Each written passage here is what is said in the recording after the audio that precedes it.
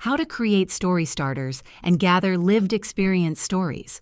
Okay, let's take a look at the Story Starters page. This is where you create the starters that elicit stories, experiences, and feedback from your community or partners. If you're an account owner, you'll see two options in the top left. The first is creating story starters for your partners to share their experience working with your organization. The second is creating story starters for community members or frontline people in the community to share their experiences. Once you've made your selection, you can simply start typing your story starter here. Just describe what you'd like to learn more about, and don't worry about getting the wording perfect right away. The platform includes an assistant that can help refine your story starter to make it more clear, focused, and story-friendly. You'll see suggested versions appear in the panel below. If you like one of the suggestions, you can confirm the story starter and move straight to distribution, or you can continue editing the wording yourself in the field below. There's also a second way to create story starters.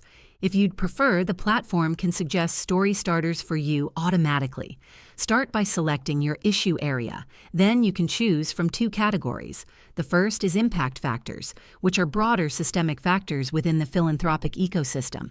The second is touch points, which are the specific experiences and interactions people have as they navigate services, systems, and support. As you make selections, the platform will generate a suggested story starter for you here. And just like before, you can confirm and distribute the story starters immediately, refine it further, or return to an earlier version if you prefer that one.